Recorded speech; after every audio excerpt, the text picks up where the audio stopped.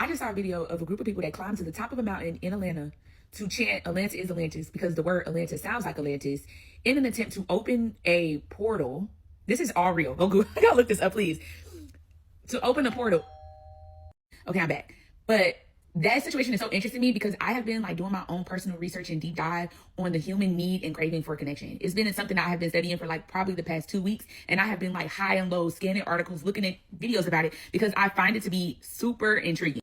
Okay, and I'm gonna break down why. So there are some psychologists who say that isolation hits the brain the same way starvation and dehydration does. Do y'all understand this?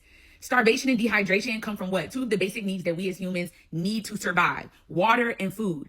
Human connection needs to be one of those, because if isolation hits the brain that same way, there's a drought and it causes people to go insane. It causes people to go crazy. That's why solitary confinement in prisons are used as one of the harshest punishments, because you are being locked 4 white walls in a box for days, for months at a time as a punishment. It's to drive you nuts. And why does it work so well or not well? It depends on the person, because it strips away one of the main things humans can't live without, and that's community, belonging. And I think that's why when people don't feel connected, they go to the extreme side of the spectrum. That's how we see cults. That's how we see some people in MAGA. That's how we see some sororities and fraternities. Not all. That's how we see people in the mega churches. Like, I feel like it pushes people to the extreme when there's a lack. And one of the things I've been deep diving into is social media. I think social media is the biggest example of this today.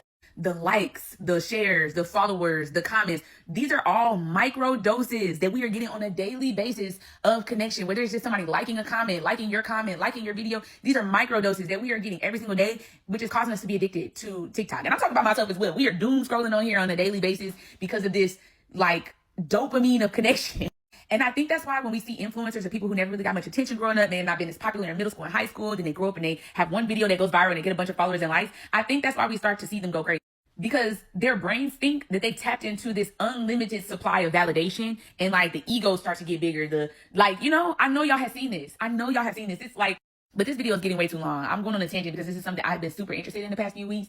And I would pay for Jubilee or some type of platform like that to do a roundtable with psychologists, psychiatrists, prisoners, prison wardens, influencers, people who were in cults in the past, people who are currently in cults. I need this to be like a docuseries.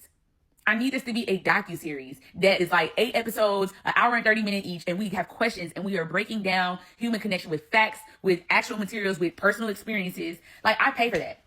Maybe I need to direct it on my own. If you're a producer, hit me up, because I have been like hyper fixated on this topic for a minute.